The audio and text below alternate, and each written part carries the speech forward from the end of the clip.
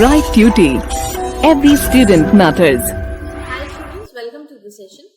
In this session, we are going to start with a new chapter, that is nutrition in plants. We are going to talk about how do plants obtain their nutrition.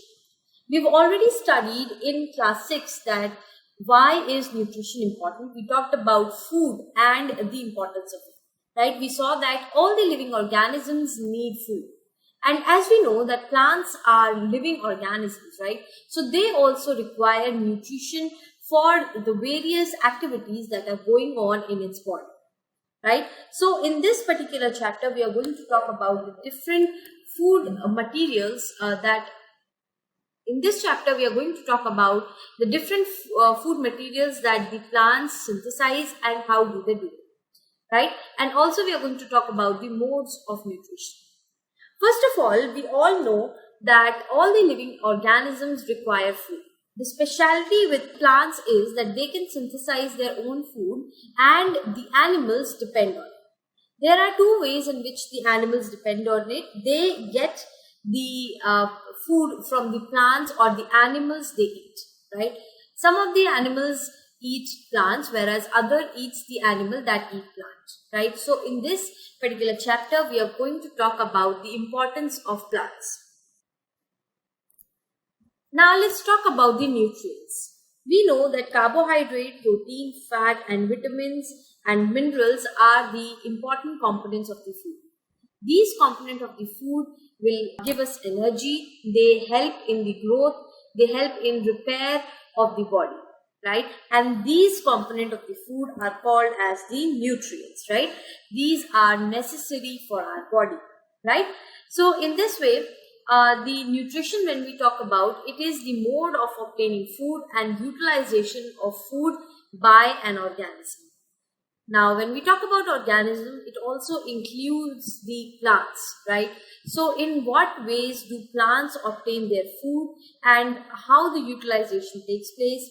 When we talk about the utilization, students, utilization is done in the similar way as it is done in the other living organisms. That is, the food is utilized for growth, right? Now, so when we talk about nutrition in plants, we will talk about mode of nutrition. What do we understand by that and how many types of mode of nutrition do we observe in our environment? Now over here, Buju wants to know that how do plants prepare their own food? Now it's a very valid question. We have already stated that plants are the organisms which are capable of making their own food, right? And how do they do it? The plants have two modes of nutrition. One is autotrophic and other is heterotrophic, right? So first one is the autotrophic, like this. The nutrition in plants is further divided into two modes. One is the autotrophic mode and other is the heterotrophic mode of nutrition. Now plants make their own food with the help of the raw materials they find in the surrounding. What are these raw materials? The raw materials are carbon dioxide, your sunlight, water. All of these things are found in the environment, and with the help of these things, the plant is able to make their own food, and hence things are called as the autotroph, right? So in this way, plants act as autotrophs. Now here we have a question, that is, Paheli wants to know why our body cannot make food from carbon dioxide, water, minerals like plants do. Now, like I said, there are two modes. One is the autotrophic and other is the heterotrophic. Autotrophic mode is where the plant is able to make its own food, whereas when we talk about the autotrophic mode, in this the animals are actually depending on the plants for their food either directly or indirectly, right? So when we talk about the animals, so how do they depend on the food? How do they depend on the plant indirectly is that first of all, there is a plant which is eaten by a herbivorous, right? That means like animal like deer, animal like cow. Then say a lion eats this herbivorous animal. Let's say it's a deer, right?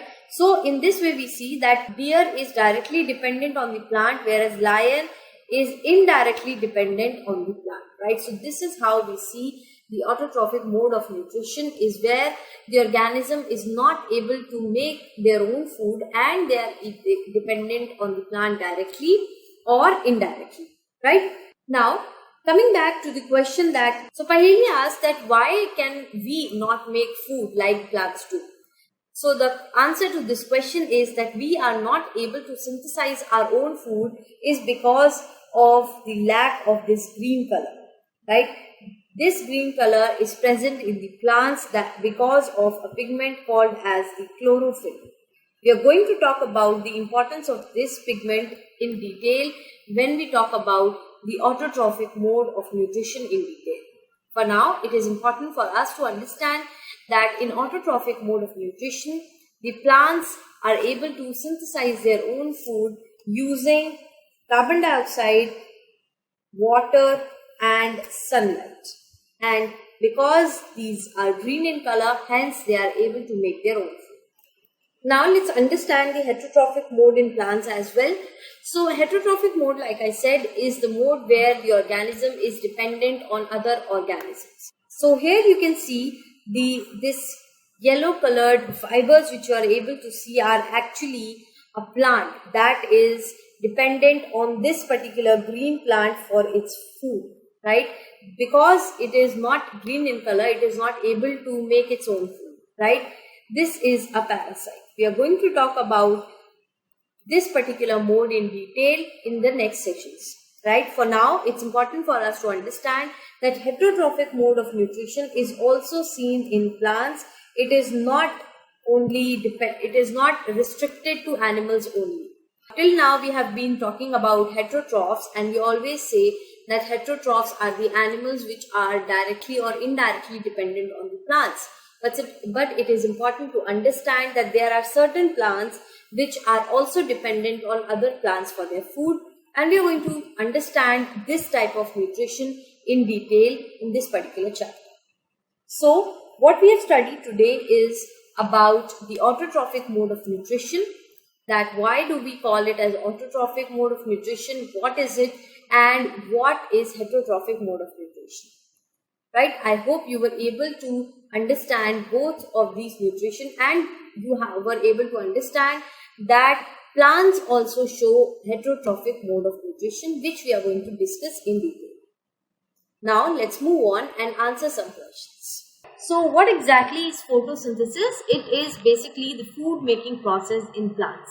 Students, it is very essential to understand the process of photosynthesis, because as you will see in later in this session, the photosynthesis forms the basis of life on Earth, right? So before we move on, let's just understand that what are the parts of plants that are involved in photosynthesis. So basically we have seen that we already know that there are four important parts of the plant, that is your flower, leaf, root and stem, right? And out of these four, leaf is considered as the kitchen or the food factories in plant, right? So these are called as the food factories in plant. The reason being that these are the parts of the plants where photosynthesis occurs, right? So now let's move on and understand what exactly is photosynthesis and how does it take place. So students, whenever we are cooking something, like if you think about how your mom is cooking food, so what she needs is some ingredient, right? So when we were studying nutrition in your previous class, you saw that how there was a need of different kinds of nutrition in the process of cooking a food, right? Similarly, the plants also need certain raw materials for cooking the food. What are those raw materials? Those raw materials are carbon dioxide, sunlight, right? Then water, right? Apart from that, it needs a special pigment called as the chlorophyll. About all of these we will study in detail. So the plant actually needs all these raw materials for the photosynthesis, and they need to be supplied to the leaf for the photosynthesis to occur, right? So all of these CO2, sunlight, water, and chlorophyll.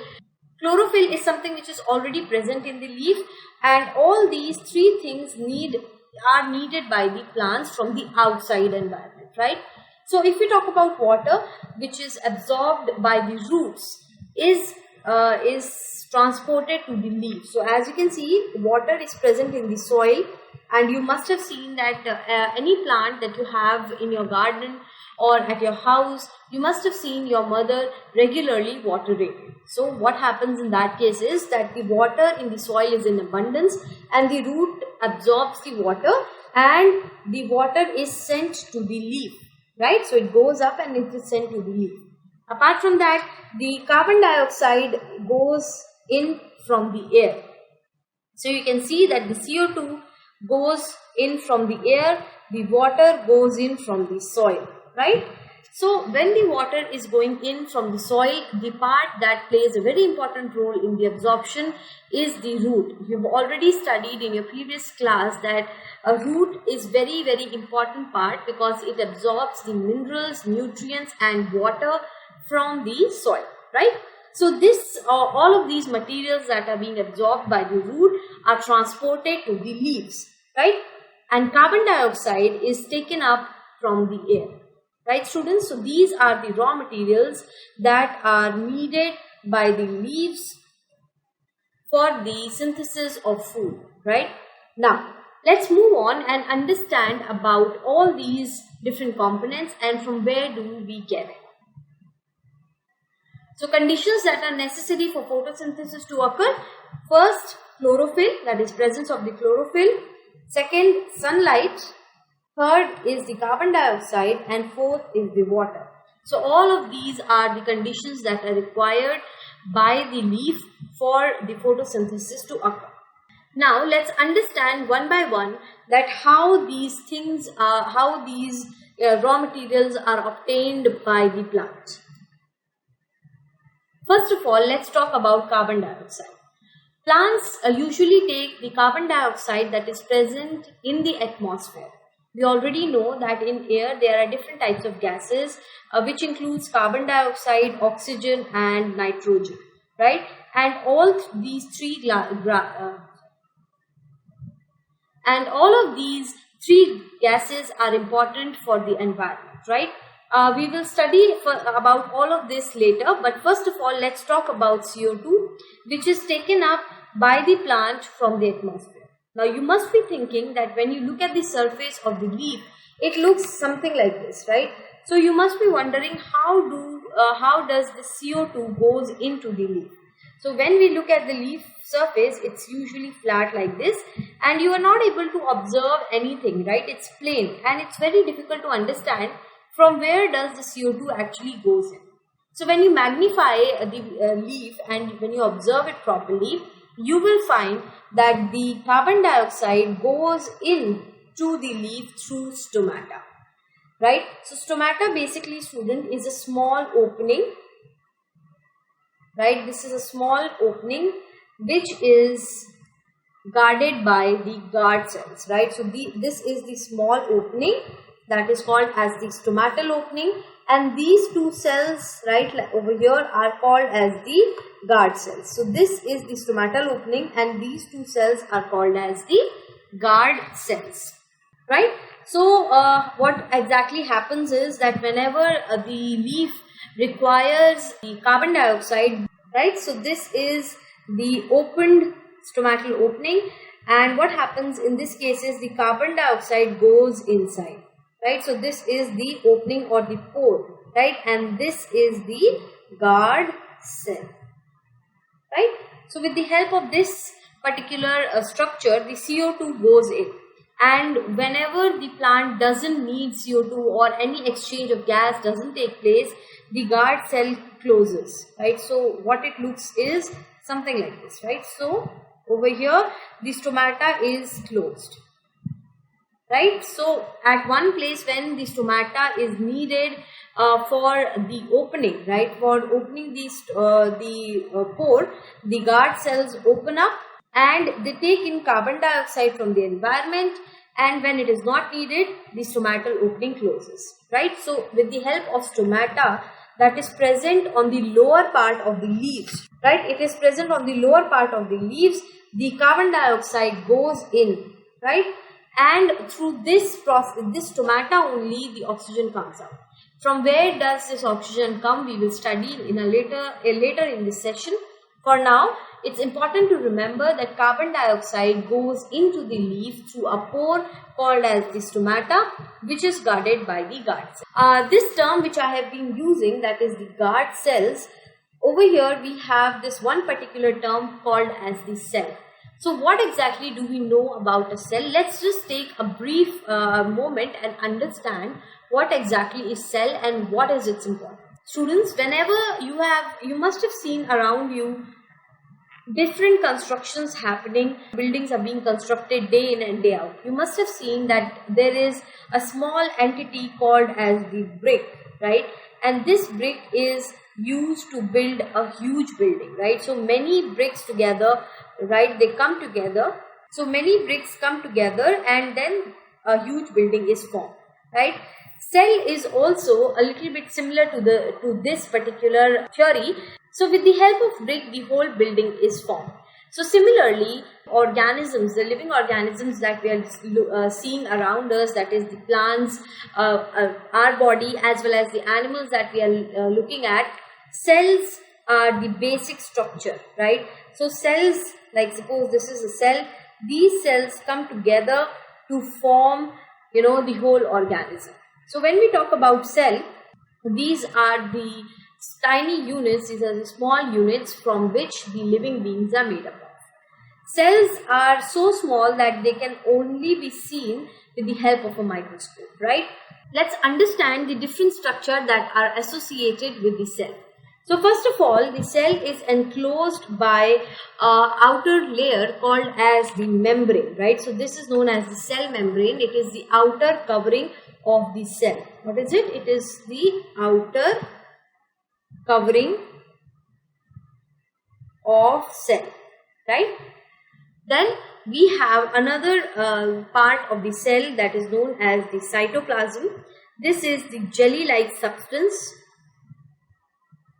It is the jelly-like substance which is contained inside this cell membrane, right? Then you have another very important part, that is the nucleus. It is the centrally located part of the cell. It is centrally located. It is one of the very important parts, right? And it has a spherical structure, as you can see in this diagram, and it is surrounded by the cytoplasm. So these are the three important parts of the cell. Usually we've seen that the organisms that we see around are made up of number of cells. Numerous cells are involved in forming a living organism that we see around ourselves, but there are organisms which are single-celled also, right? Those are also the living organisms. So in this way, I hope you were able to understand what is a cell, and whenever I'm going to use this term, whether in this session or in the next sessions, I hope you will remember this term and understand it properly, right? Now, coming back to the topic, we've discussed that carbon dioxide goes into the body of the plant, that is the leaf, through the stomatal pore, right? Stomata is a pore which is guarded by the guard cells, right? Now, let's move on and answer a question that Bujo has. Bujo wants to know how water and minerals are absorbed by the roots reach the leaves. Meaning that he wants to know whether, when we talk about a plant, right? So we know that there are basically parts which are above the soil, right? So this is a leaf which is above the soil, and then you have the part which is below the soil, right? And this is the root, right? And we know root is the one which absorbs water, right? Root is the one which absorbs water. Now, what he wants to know is that water which is absorbed by the part that is below the soil, how does it reach the leaf? How does the water actually covers this distance? What is the system in the body of the plant which helps it in movement of water from roots to the leaves? So let's answer his question and understand this mechanism. Basically, the water and minerals which are absorbed in the soils are transported to the leaves by the help of the vessels. Students, vessels are pipe-like structures. These are the pipe-like structures which run in the body of the plant, right? So suppose this is the body of the plant and this is the root, right? This is your root which has absorbed the water, right? So this is the root. What happens is there is a vessel-like structure. You will study about this in detail in the coming chapters. And the water that is taken up, right? So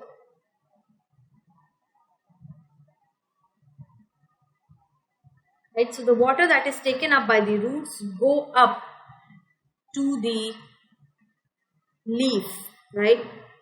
Goes up to the leaf with the help of this particular vessel, right? So to understand it a little better,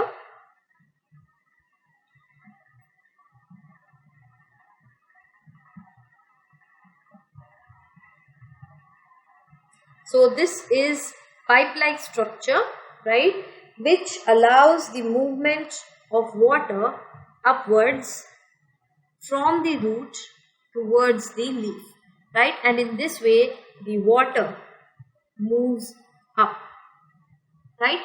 So what are the vessels? These are the pipe-like structures which allow the movement of water from the root to the leaf. These form a continuous structure, right? So these vessels are arranged in such a form, like I said already, that these are vessels. So these cells are actually arranged in such a form that they form a continuous structure which allows the movement of water easily towards the leaf, right?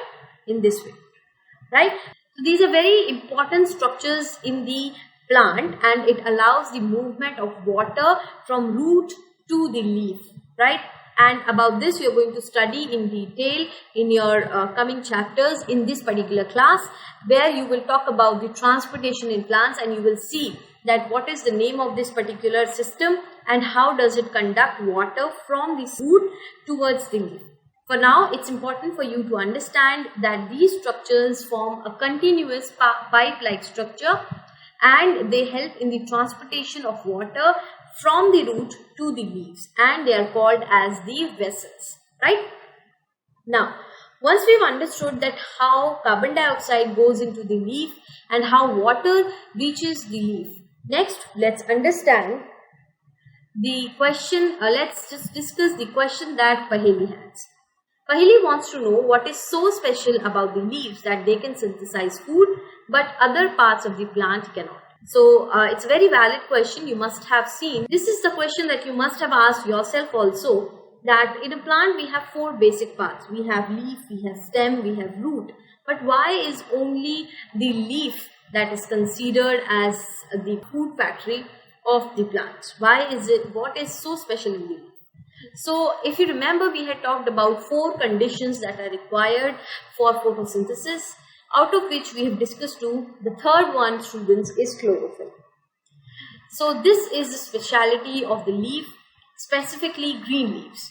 So green color pigment which is present in the leaf and it provides the color that is green is called as the chlorophyll, right? This pigment is really important because it helps in capturing the energy of the sunlight. If you remember, we had said that sunlight was one of the important raw materials that are required by the leaf to perform photosynthesis. So what is chlorophyll? Chlorophyll is a green pigment which helps in capturing the sunlight, and the energy of this sunlight helps the leaf to further convert all the raw materials into the food. Right, students? So this sunlight provides energy for the formation of food. And this formation occurs by carbon dioxide and water, right? So the process of photosynthesis is the formation of food in the presence of sunlight, right? So this is how the synthesis of the food takes place, and that is why chlorophyll plays a very, very important role. Now, moving on to the next important part, that is the sunlight. We know that sunlight is a kind of light energy, right? And this energy, which is captured by chlorophyll, is used to synthesize the food, right? And it is used to synthesize the food from the carbon dioxide and water.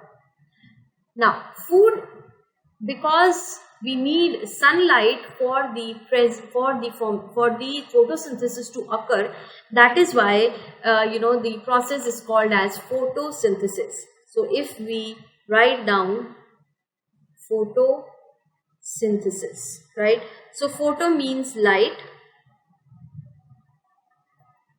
and synthesis is to combine. That means in the presence of light, right, this particular reaction, this particular process is taking place, and if the sunlight is not present, this process will not take place, right? So sunlight gives the energy for the photosynthesis to occur. So we can say that sun is the ultimate source of energy of all the living beings. Why do we say this? It is very important to understand this because we have studied about the autotrophs and we have studied about the heterotrophs. Heterotrophs are the animals and plants which depend on the green plants directly or indirectly for food, right? And if green plants were not there, right, what will happen? That the heterotrophs will not survive. That is the reason why we say that the sun is the ultimate source of energy, because what does the leaf do? It converts the light energy of the sun, right? It traps the light energy of the sun with the help of chlorophyll and converts it into the food. And this is the food that is utilized by plants as well as the animals, right? So this is why the sun is called as the ultimate source of energy. Now you've studied and you've understood that what is the process of photosynthesis. Now if I ask you that can you imagine your life without photosynthesis?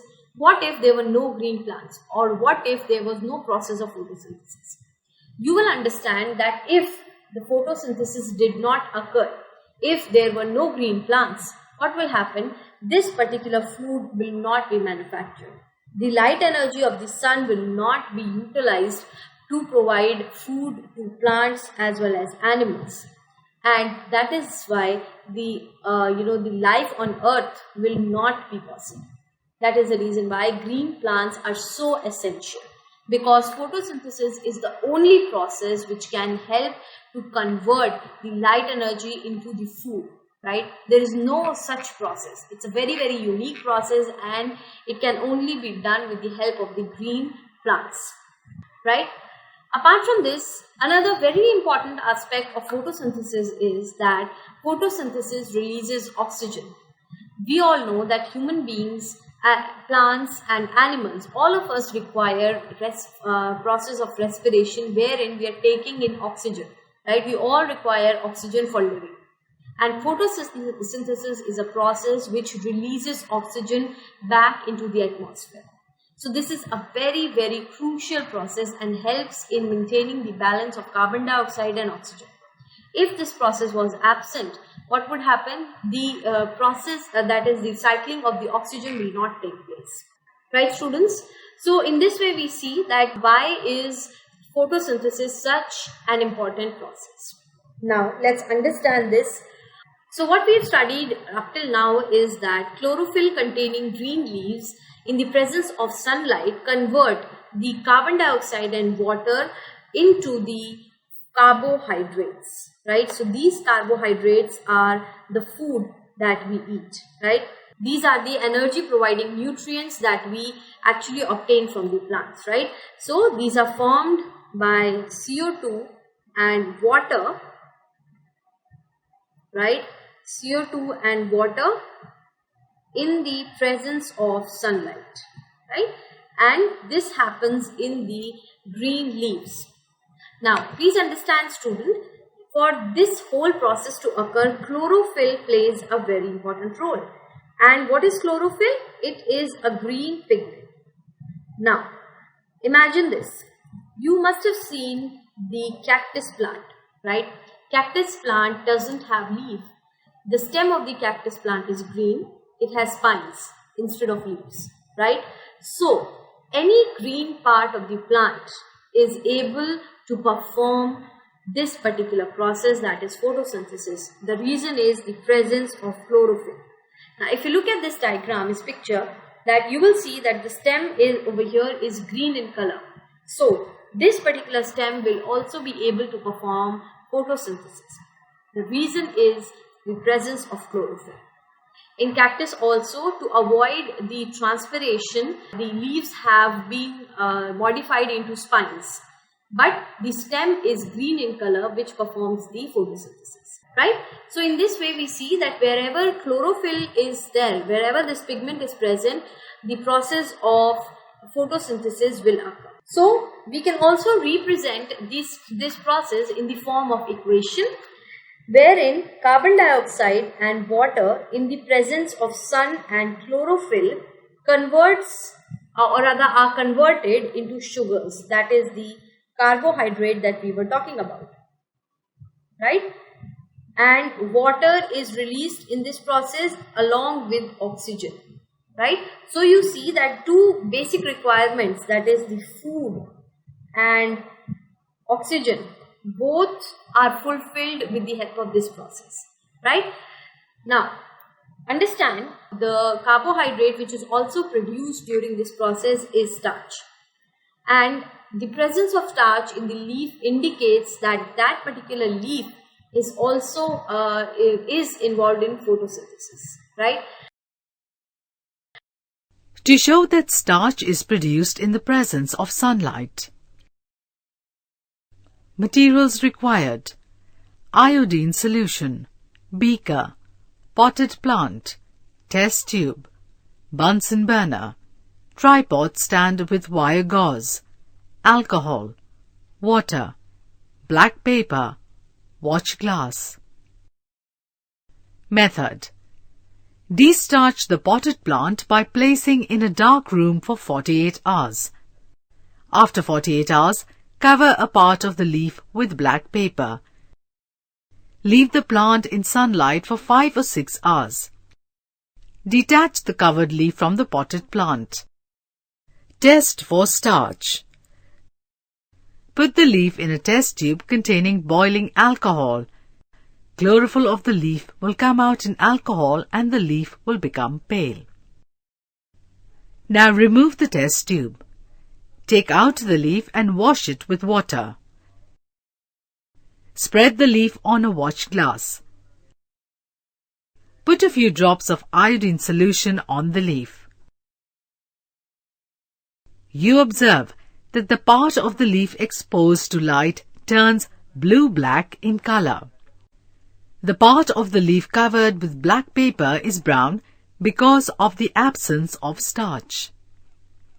Do perform this activity, and it will be really beneficial for you because you will be able to understand the importance of all the components that we discussed. Apart from that, what you can do is to check that again, to verify this particular plant is okay or not, what you can do is keep this plant in sunlight again for 3 to 4 hours and repeat this particular experiment again, and you will see that now, because of the presence of sunlight, the plant is able to synthesize its food again, and you will find the presence of starch, right? So this activity is really interesting and I hope you will be able to do it. Moving on, let's answer the question that Bujo had asked. These types of leaves are called as the variegated leaves, right? These leaves are basically, as you can see, they have different colors. Apart from green, they are usually these leaves are used, or rather these kind of plants are used for ornamentation purposes. These look very beautiful.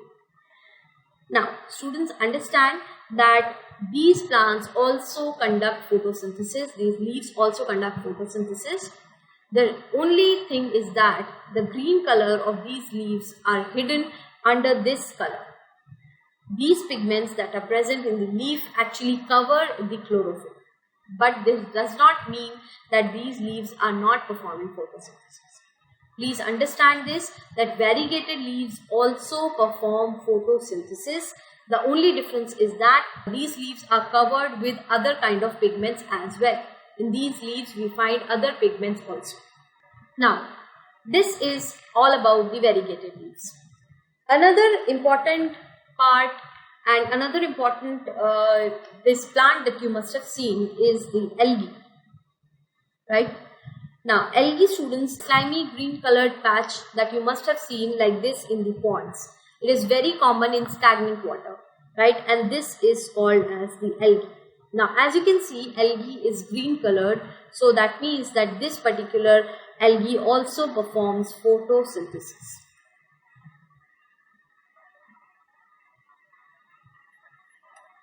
Right?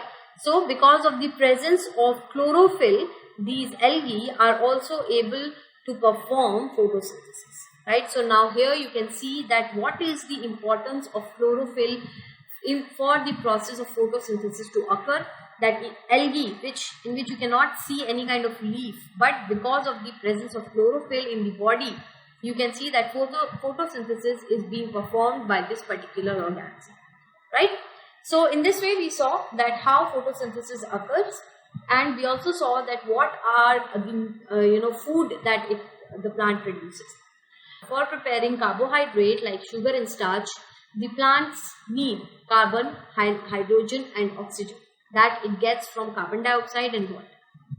But you must have heard people asking you to eat green leafy vegetables. Also, they insist that you eat dals, that is the pulses. And why they say so? They say that these food are rich in vitamins and minerals. Now you must wonder that how these substances are prepared in the plant. So let's understand this, that how other substances like vitamins, minerals and protein are synthesized in the plant. Synthesis of plant food other than carbohydrates. So we have seen that carbon, hydrogen and oxygen are used for the synthesis of carbohydrate, but these components are also required for the synthesis of proteins and fats.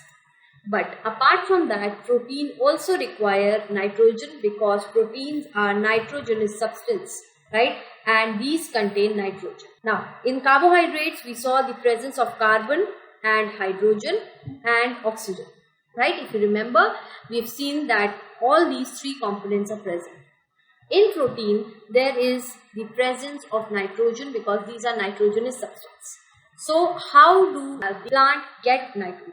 As you know, the gaseous form of nitrogen is in abundance in the atmosphere, but plants are not able to utilize this type or this form. That means the gaseous nitrogen is not being utilized by the plant, because the plant cannot do so. So the plant requires the nitrogen in different form. So there are various ways in which the plants get this nitrogen. Let's understand what are the different ways in which the plants obtain the nitrogen that is required for the synthesis of proteins. First of all, there are certain bacteria which absorb gaseous nitrogen, right? Gaseous nitrogen, and convert it into usable forms, right?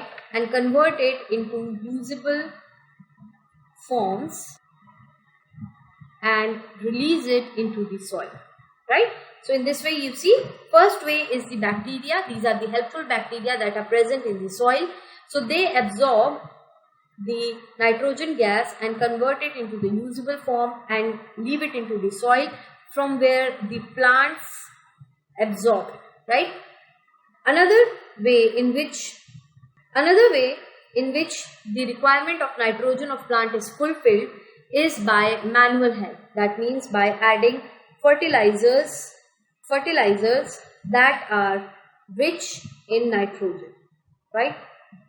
And these are added to the farms. The farmers usually use these fertilizers, and the plant, again, because these are added in the soil, so the plant will take up these nitrogen along with the water, right? So the nitrogen gets mixed up into the water and the plants will take it up along with the water, right? So in this way, plants actually fulfill their requirement of nitrogen and other different constituents, and they make other kind of food apart from the carbohydrate, that is protein and vitamins, right?